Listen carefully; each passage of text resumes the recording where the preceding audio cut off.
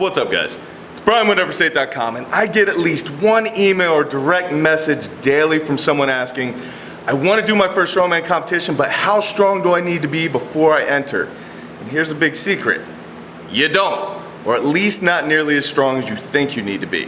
And to be completely honest, it really doesn't matter that much anyway, because you could be the strongest person in the world and you're never gonna feel ready, you're never gonna feel like you're prepared enough.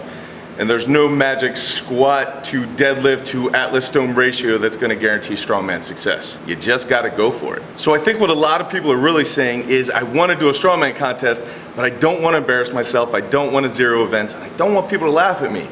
And believe me, I can relate because I feel the exact same way right now about nationals. I do before every single contest, and so does just about every other strongman out there. There's always gonna be self-doubt, you're always gonna be nervous, and you're never gonna feel completely ready, but these are just feelings. And frankly, your feelings don't matter. If your actions are controlled by feelings of fear or anxiety, you're never gonna get anything done. You're gonna have to learn how to get over this, so you might as well start now. All right, so I am gonna give you some ratios a little bit later in the video to give you an idea where you wanna be at before you enter your first strongman competition. But first, I wanna talk about a couple things you can do to bring down that anxiety or worry about that embarrassment. Like I said before, I think most people are not that worried about the actual strongman event. I think they're more worried about embarrassing themselves, going out there, zeroing a bunch of events, looking like they don't belong and having people laugh at them. But here's a little slap of reality. No one is going to laugh at you. Every single person that is at that competition is either in the same boat as you or was in the same boat as you not that long ago. I would say 99% of strongman competitors are very cool, laid-back guys who don't have huge egos and don't have a ton to prove, so they're gonna be cool to you. If you have a poor showing in an event and a fellow strongman competitor laughs at you, punch them in the face. If you don't wanna punch them in the face, tell me, I'll punch them in the face. I do like punching people in the face. Anyway, they're not gonna laugh at you because every single one of those strongman competitors at some point in their strongman lives has zeroed an event, so they know how bad that feels. Now, if you're worried about spectators laughing at you, I would recommend two things. Number one, do not invite your friends and family and coworkers to your first strongman show.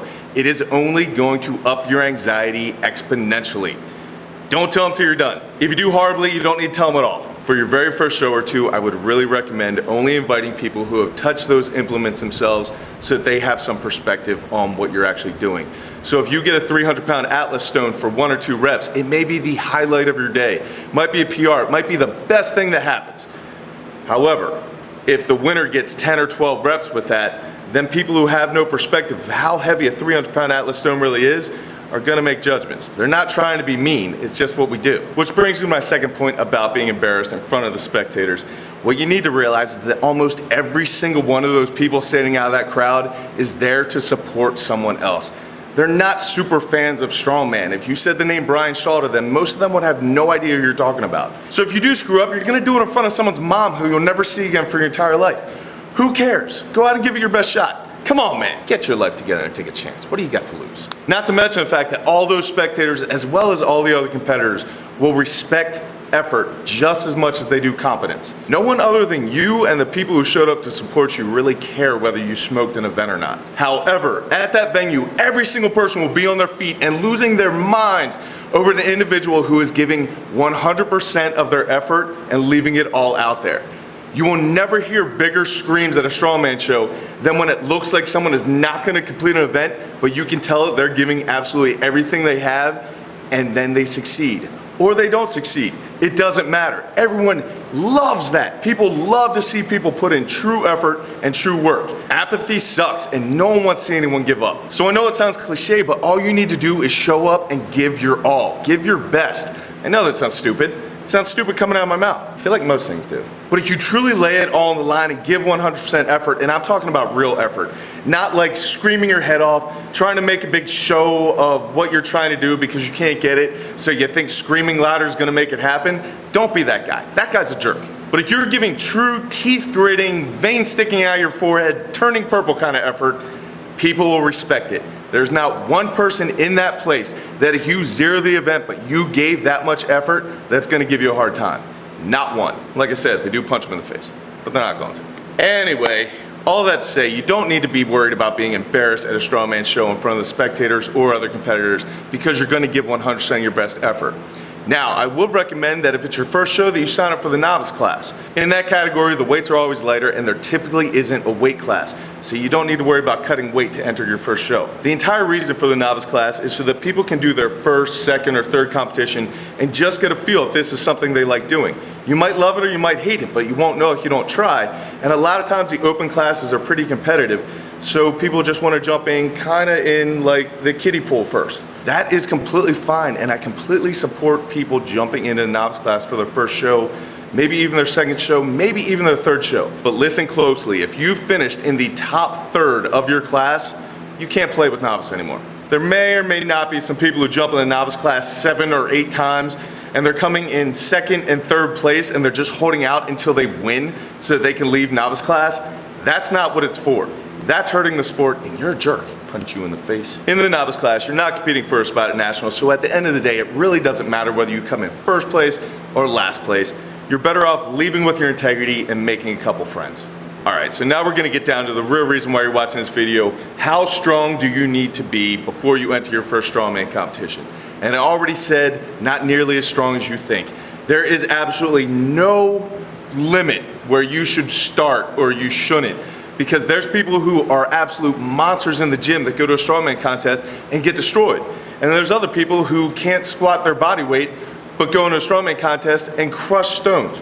It makes no sense, trust me, it makes no sense at all. However, I like to give people answers, so here is a general guideline, and all these numbers are going to be ratios relative to your body weight. So yes, a 700-pound deadlift for a 200-pound class member is awesome. A 700-pound deadlift for a super heavyweight, you're probably not going to do as well as you'd hope. Since strongman is a weight class sport, and I don't want to take the time to break down a ton of numbers on a video, because that's real interesting, I'm going to give you some ratios on some basic movements to your body weight that you should shoot for if you want to do well in the novice class. Now pay attention again, I said in the novice class. If this is the open division, so if you were in the 231s, my personal weight class, 231 opens, these ratios are not going to work. They need to be a lot higher than this. This is for the novice class. Novice class. Novice class. Still tracking? All right, good. Okay, first up is overhead press. And every single strongman contest that you will ever compete in allows leg drive for your overhead press. So add that into your number. This is not a strict press, this is overhead press. But it would be best if you could put your body weight over your head. Take it from the floor, get it to your shoulders, then put it over your head. You need to be at least at body weight or right around there using leg drive if you want to perform very well in the novice class. For the squat, I'd probably recommend about 1.75 to 2 times your body weight. So that means for a 200-pound competitor, you're looking at least a 350-pound squat, probably closer to 4 if you want to do well in the novice class.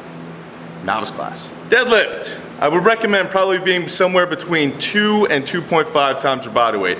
So for a 200-pound competitor, you're going to be between 400 and 500 pounds. Novice class, onto the bench. Who cares? You're not going to do it in a strongman contest. Don't worry about that. Rest your little head. For the farmer's walks, you're probably looking at body weight each hand. You'll rarely find a strongman contest where a farmer's weight is less than the actual competitor's body weight. However, in novice class, since there are no weight categories, sometimes it's a little lower, but I can just about guarantee you're looking at least 200 to 250 pounds. Do with that what you will. All right, front carries, usually in medleys or as far as possible. We're talking about kegs, sandbags, Husfeld stones. They're almost always going to be at least your body weight. So for a 200-pound class guy, you're looking at least 200 pounds, almost guaranteed. For novice, I would usually expect right around there as well. For the yoke, I think it's safe to say that you need to do at least 2.5 to 3 times your body weight. So if you're a 200-pound competitor, you're looking somewhere between 500 to 600 pounds. Yoke's gonna be the heaviest thing you do, so you need to put some effort in it. And finally, the Atlas stone. For the novice class, you're probably looking at about 1.25 times your body weight. That would be a safe place to say that you're going to do well in the novice class. So I know a ton of you are going to disagree with these ratios, and that's okay. It's the internet, we're allowed to disagree. But for some of you, hopefully this gives you some idea of a place that you should be if you want to do very well in the novice class.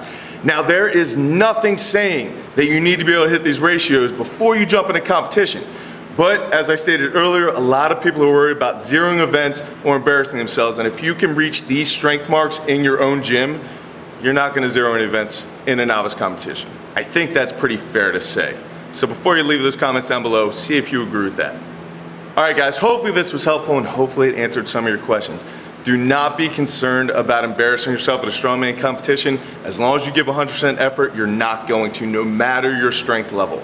It'll be okay. At the very least, you can say that you spent your Saturday making a memory and doing something awesome, as opposed to just sitting on your couch, resting a beer on top of your gut, living vicariously through a bunch of people on a TV. That's truth. Thank you guys very much for watching the video. I'm gonna try to get part 2 of the deadlift series out this week. We'll see if that happens. But until then, keep working hard, do something amazing with your lives, be nice to each other, and I will catch up with you later in the week.